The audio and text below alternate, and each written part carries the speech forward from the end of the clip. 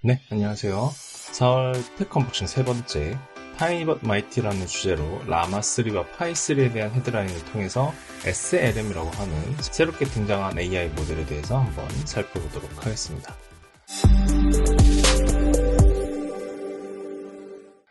자, 이번에 발표한 메타에서 발표했었죠. 메타에서 발표한 라마3에 대한 모델의 헤드라인을 먼저 보도록 하겠습니다. 메타에서 이번에 엄청 자기네들이 자화자찬을 하면서 모델 하나를 발표했습니다. 이제 라마3가 발표되었고, 인공지능 챗봇 메타 AI를 통해서 이제 오픈소스를 통해 여러분들께 이 소스를 공개할 테니 여러분들도 같이 생성 AI 생태계에 참여해달라라는 모델을 발표했고요. 저커버그가 이제 이 뉴스 헤드라인을 발표하면서 이 AI 기술의 독점은 소수의 기업만이 AI를 통제할 수 있게 하여 다양한 혁신을 제한할 수 있다라고 지적을 하면서 오픈소스에 대한 부분을 좀 강조하기도 했습니다. 그래서 이번에 라마3를 통해서 생성 AI라고 하는 이 모델들을 다양한 사람들이 모두 참여를 많이 해서 이 AI라고 하는 생태계를 좀 더 확장시키고 발전시키기를 원한다라는 뜻으로 이제 발표를 했는데요. 라마3 모델에 대해서 살펴보기 전에 우선 이 라마 모델에 대해서 한번 살펴보고 라마3가 현재 지금 어떤 기능들을 오픈했는지 그리고 앞으로 또 어떤 모델들이 발표된지도 한번 살펴보도록 하겠습니다. 자, 이 라마3를 발표한 메타의 CEO죠. 마크 주커버그. 다들 잘 아시는데, 저에겐 좀 이 짤이 좀 많이 친숙하죠. 이 주커버그가 이 청문회 때 나왔었던 이 짤인데, 외계인 짤로 이제 우리나라 사람들에게 가장 유명한 짤이기도 한데, 저는 처음에 이게 합성인가 했는데, 합성은 아니고요. 이 물 마시는 게 마치 물을 처음 마시는 사람처럼 이렇게 물컵을 들고 있던 모습을 봤는데, 좀 신기하긴 했습니다. 진짜 외계인같이 생겼더라고요. 자, 이 마크 주커버그가 이제 라마라고 하는 모델을 발표를 했던 게 2024년 2월 24일 날, 네, 요 메타 AI에 통해서 라마라고 하는 모델을 발표했습니다. 이 라마 모델은 처음에 이제 매개변수 발표한 게 70에서 650개의 매개변수를 발표를 했었는데, 이때 발표한 것 중에서 좀 중요한 사실은 뭐였냐면은, 물론 이제 모델에 대한 설명을 좀 드리긴 하겠지만, 이 라마 모델을 발표하면서 이 메타가 마이크로소프트와 함께 협력하는 것으로 뉴스가 발표되다 보니까 사람들이 이제 많이 놀랬죠. 특히 개발자분들이 많이 놀라긴 했는데 그 이유가 뭐냐면 아무래도 이제 우리가 알고 있는 이 글로벌 뭐 IT 기업이라고 하는 혹은 이제 글로벌 뭐 개발 기업이라고 했을 때 이런 기업들이 좀 폐쇄성을 많이 가지고 있다 보니까 아무래도 이제 경쟁이잖아요. 경쟁이다 보니까 내 기술을 누군가랑 제휴해서 막 공개하고 같이 으쌰으쌰 이런 거보다는 내가 저 기업보다는 좀 더 우월한 어떤 성능이 좋은 모델들 혹은 프로그램들을 개발해서 이 시장에 대한 점유율을 가져가고 뭐 수익률도 좀 극대화하고 뭐 기술에 대한 뭐 우월성도 뭐 좀 강조하고 이런 걸 좀 더 많이들 생각을 하는데 이때 이 라마를 발표하면서 메타가 이 마이크로소프트랑 같이 협력을 하니까 아무래도 좀 놀라움을 좀 많이 자아냈죠. 폐쇄성을 이제 파쇄해버리는 그런 뉴스가 발표가 같이 돼버렸습니다.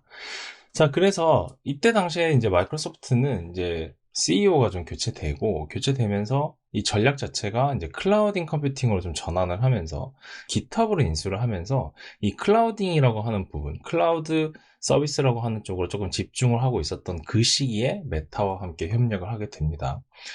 네, 이거는 좀 시기적인 상황이었고, 일단 이 라마를 발표하면서 메타와 마이크로소프트가 협력인 관계를 통해서 뭔가 좀 새로운 생태계를 구축해보겠다. 이렇게 발표가 됐던 거죠.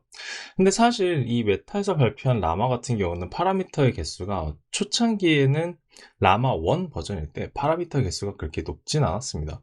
70억에서 650억, 이것도 많긴 한데요.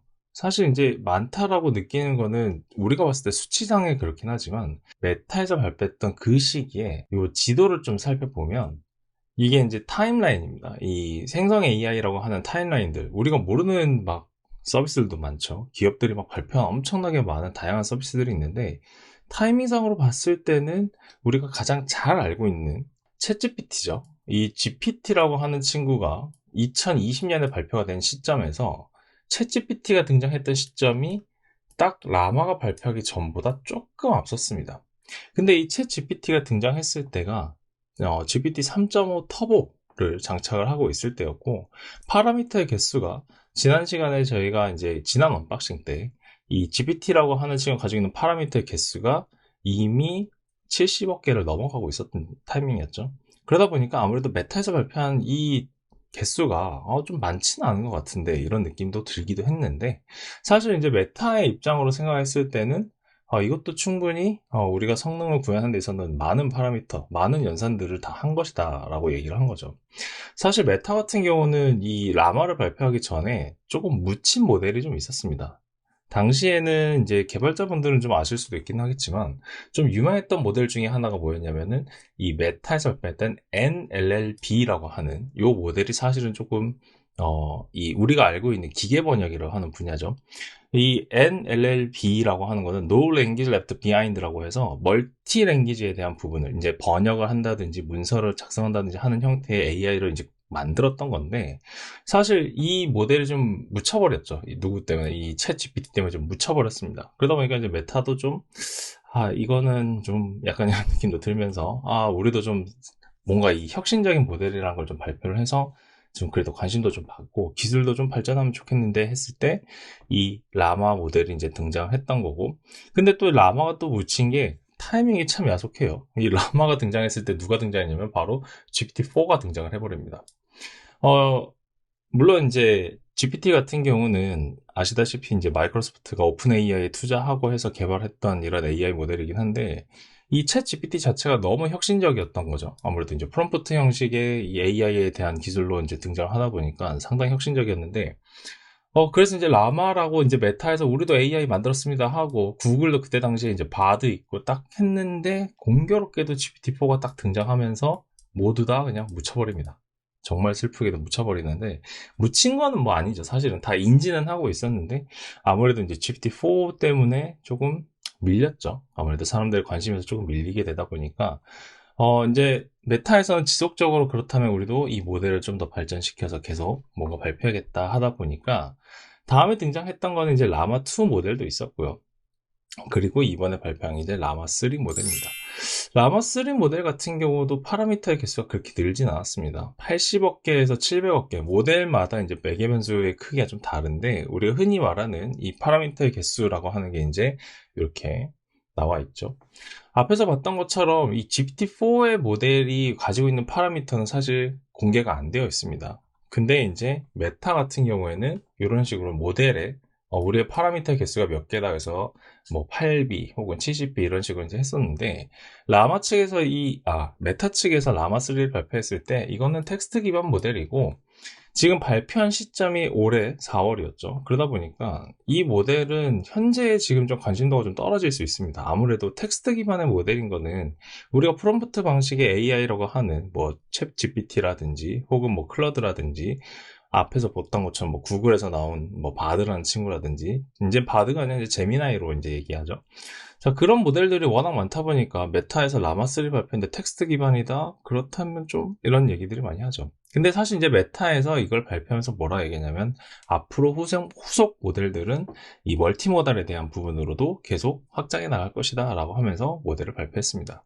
지금 이 메타에서 발표한 모델에서 가장 큰 파라미터 개수가 이제 400B입니다. 4천억 개 정도의 파라미터를 통해서 이 AI를 학습시킨 모델을 이제 오픈할 거다라고 한 겁니다. 이 라마3 뿐만 아니라 이 메타에서 발표했던 이 라마 모델들은 전부 오픈소스로 공개가 되어 있고요.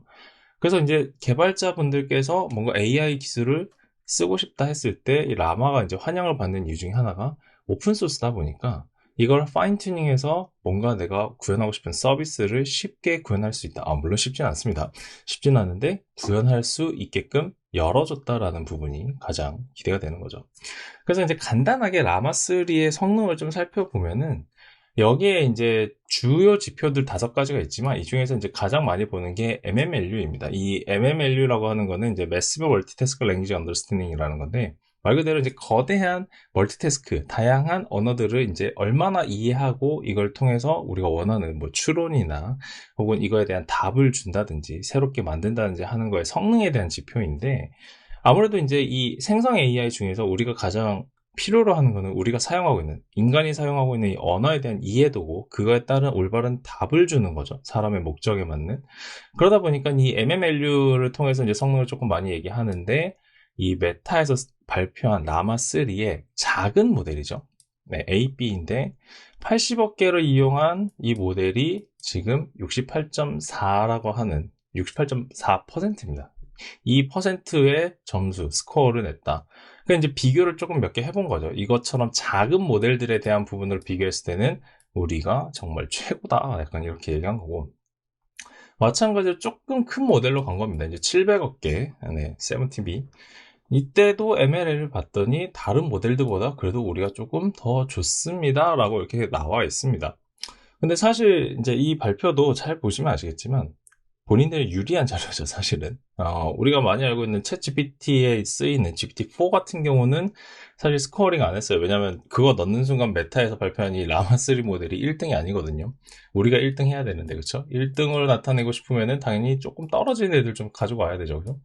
그래서 이제 제미나이 프로 1.5나 클로드 3에서도 소넷 모델을 가지고 왔습니다. 사실 이제 우리가 클로드 3에서 성능이 좋은 친구는 소넷 모델이라보다 오프스 모델인데, 네, 아무튼 이렇게 가져왔고, 이 라마3 모델의 이 파라미터나 혹은 뭐 토큰이나 컨텍스트 값은 기존 라마2 모델보다 뭐 데이터셋도 7배를 썼다. 이렇게 나와 있고, 이 토큰이나 컨텍스트들도 다 엄청 늘렸습니다. 방금 앞서 말씀드린 대로 GPT-4의 MMLU 스코어가 좀 궁금하실 수 있는데, 사실 이제 GPT-4의 MMLU 값은 86.4%입니다. 그래서 라마3의 이 거대 모델은, 아무래도 GPT-4보다 성능은 조금 떨어지긴 하지만, 뭐 어쨌든 좋은 성능을 이제 나타내고 있다라는 거고요. 자, 그래서 이제 이거를 비교하는 것들을 이제 쭉 이렇게 가져서 보면, 사실 저 수치로 보면 잘 모르겠으니까, 그래서 이제 이 인스트럭트 모델에 대한 부분인데 이게 전부 다 메타에서 발표한 자료입니다. 보시면 비교 모델들이 조금 그렇죠. 보시다시피 뭐 클라우드 소넷이나 뭐 미스트럴 미디움은 사실 저도 요때 처음 봤는데 네, 이렇게 나와 있고 비교 대상으로 가장 많이 잡는 친구가 아무래도 이제 GPT죠. GPT 그리고 본인들의 이전 모델인 라마2 모델을 가지고 비교를 했을 때 지금 윈레이트로 나타났습니다. 그랬더니 우리께 뭐 GPT 3.5를 기준으로 했을 때 63.2%, 기존 모델보다 63.7% 이렇게 나타났다. 그래서 이 모델이 정말 최고입니다. 그리고 이 모델은 무료로 배포한다라는 거죠. 메타에서 지금 제일 내세우는 부분은 딱 그겁니다. 이 모델은 정말 성능이 좋아요. 근데 우리가 이걸 여러분께 그냥 드릴 거예요. 드릴 테니까 여러분도 같이 함께 개발에 참여하고 이 생태계를 구축합시다 라는 겁니다. 사실 이제 제가 이 메타에서 발표한 라마3를 막 열심히 칭찬만 해주고 싶긴 하지만 사실 이제 기존에 우리가 사용하고 있는 모델이랑 좀 비교를 하는 게 그래도 좀 객관적이니까 제가 이 자료는 이제 허깅페이스에 가면은 이 챗봇에 대한 서로 성능들을 이제 랭킹을 내긴 리더보드가 있습니다. 여기에서 이 라마3 모델 같은 경우 보시다시피 성능이 이제 제일 좋다고 하는 친구 중에 하나가 이제 이 클로드 3의 오프스 모델이고 GPT-4 모델이죠, 당연히. 보시면 아까 말씀드린 대로 이 MMLU 스코어를 보시면 오프스가 이제 GPT-4보다 성능이 좋다고 뭐 흔히들 말하는 이제 언플에서 좀 그런 것도 있긴 하지만 실제로도 랭킹의 리더보드 상에서도 86.8%로 가장 이제 성능이 좋은 모델로 잡혀 있고 그 다음이 GPT-4고 그 다음이 이제 라마에서 발표한 이 70B 모델입니다. 그러니까 사실상 1등은 아니에요. 사실상 1등은 아니지만 라마3를 발표하면서 메타에서 이제 언급한 얘기가 우리는 이제 후속적인 모델들을 더 발표할 것이다. 그러니까 지금 이 모델이 완전체는 아니고 계속 학습하고 있고 계속 개선이 될 거니까 더 좋은 모델이 나올 것이다 라는 겁니다. 근데 사실 발표를 하는 시점에서 이미 이거를 좀 이겨놓고 나왔으면 좀 더 제가 봤을 때는 더 좋았을 거란 생각이 들긴 하지만 아직까지 학습 중이라고 하니까 뭐 완전한 모델은 아니다 뭐 이렇게 생각을 해볼 수 있을 것 같고요. 자, 라마3가 발표된 이 시점에서 마이크로소프트에서도 하나 발표한 자료가 있습니다. 네, 역시 헤드라인 보면서 먼저 말씀드릴 텐데 사실 이제 마이크로소프트도 오픈 AI에 투자를 하긴 했지만 본인들의 AI들을 개발하고 있었습니다. 그 중에서 이번에 발표한 모델이 이제 파이3라고 하는 모델입니다. 파이3도 역시 마찬가지로 생성 AI가 되는데 이 파이3의 가장 중요한 특징은 뭐냐면 모델이 상당히 작다라는 겁니다. 제가 라마3와 파이3를 뭐 발표했으니까 가져왔다기보다는 이 두 모델에 대한 공통점이 하나 있는데 이 두 모델은 모두 모델의 크기가 작다라는 겁니다. 연산하는 그 파라미터의 개수가 작다라는 얘기고요. 조금 더 자세히 좀 살펴보도록 하겠습니다. 이 파이라고 하는 모델은 사실 이제 마이크로소프트에서 언제 이제 개발됐냐면은, 이분이 이제 마이크로소프트 CEO의 이제 사티아 나델라라는 분인데, 이분이 이제 전환했을 때가 클라우드로 이제 전환하고 있던 그 사업적 전략을 이제 바꿨던 타이밍이긴 합니다. 이분이 들어오시고 나서 기터브 인수하고 클라우딩 소시로 가고 애저 좀 더 살려보자 막 이렇게 가고 있었던 건데, 이 MS에서 발표했던 AI가 사실 타이밍이 언제였냐면은 2023년 12월 12일 날 파이2를 발표를 했었습니다. 그런데 파이2도 마찬가지로 라마 모델처럼 조금 밀려버렸죠. 아무래도 이제 GPT한테 좀 밀렸는데, 이 파이2의 특징도 뭐였냐면 작은 모델이었다는 겁니다. 파라미터 기술이 상당히 작았는데, 네, 파이2가 발표되기 전에 이제 파이 1, 파이 1.5 뭐 이렇게도 있었습니다. 파이 1, 파이 1.5도 있었는데, 이때 파라미터의 개수도 13억 개 정도밖에 안 됐습니다. 그리고 파이 2는 27억 개 정도밖에 안 됐고요. 메타에서 발표했을 때가 제일 작은 게 70억 개였죠. 자, 그러다 보니까 상당히 작습니다. 그러면 이제 생각해 볼 만한 게 뭐냐면, 마이크로소프트는 왜 이렇게 작은 모델을 만들었는가라는 부분인데, 마이크로소프트에서 사실 이제 전략이 뭐였냐면은, 이 AI의 모델의 크기가 크다고만 무조건 좋은 건 아니다라는 거였습니다. 아무래도 마이크로소프트가 애저에 대한, 클라우드에 대한 부분을 전략적으로 가려고 하다 보니까, 아무래도 이 연산하는 양이 많아지면 이 리소스에 대한 부분이 많이 커지죠. 그러니까 사용자 입장에서 상당히 부담이 됩니다. 그리고 사용자가 많이 답답할 수 있다라는 부분을 신경을 썼던 거죠. 자, 그래서 MS에서 발표한 이 파이 모델은 좀 다양한 버전들로 발표가 됐습니다. 그래서 이제 파이 3 같은 경우는 미니가 이제 38억 개, 3.8B라고 되어 있고요. 앞으로 계속해서 모델을 더 발표할 거라고 했는데, 그 모델들이 이제 스몰과 미디움으로 되어 있습니다. 나중에 또 뭐 라지까지 나올 수도 있겠죠. 네, 이건 제 헛소리긴 한데, 자, 스몰 같은 경우가 이제 좀 우리가 흔히 말하는 한 70억, 이게 70억이 아니죠. 스몰인데 70B니까 700억 개 정도 되는 거죠.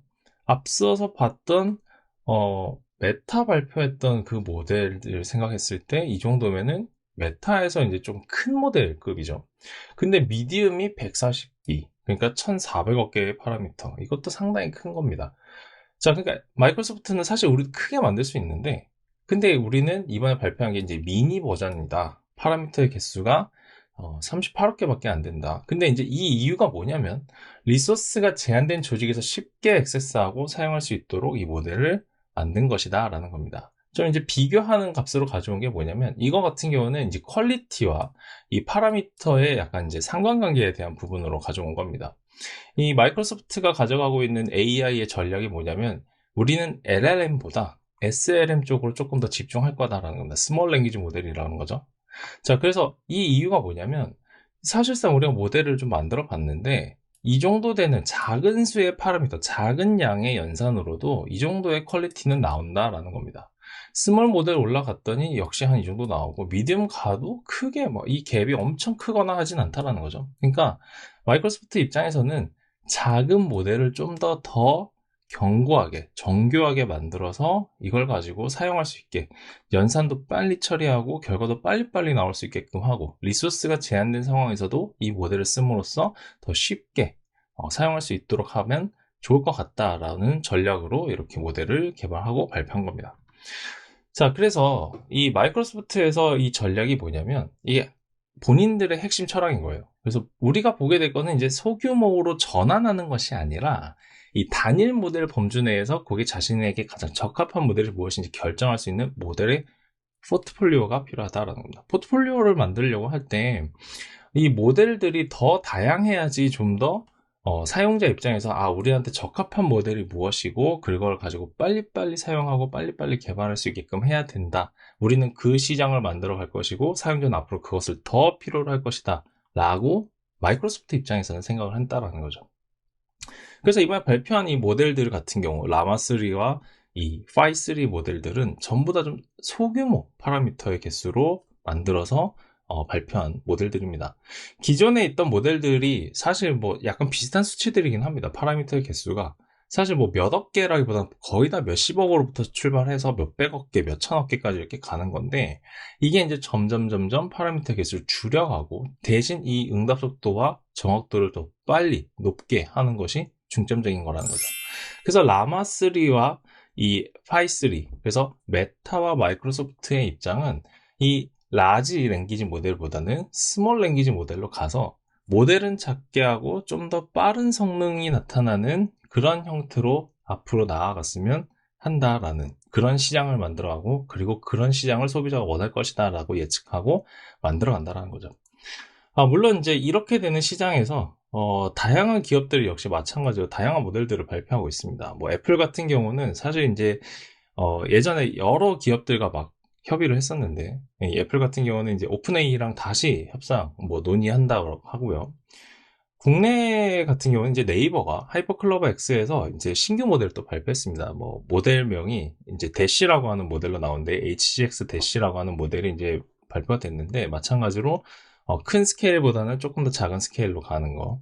그리고 이제 스노우플레이크라고 이제 미국의 클라우드 업체도 있는데, 마찬가지로 이 스노우플레이크라고 하는 기업도 이제 엔터프라이즈급 LLM을 발표를 했습니다. 이제 뭐 아크틱이라고 하는 모델이 있는데, 자, 아크틱은 사실 좀 큰 모델이긴 하지만 마찬가지로 이 시장에서 크게 나온 다음에 마찬가지로 마이크로소프트나 메타에서 형성하고 있는 이 SLM 시장으로 전환할 수 있게끔 구단이 좀 개발하고 있다라는 얘기입니다.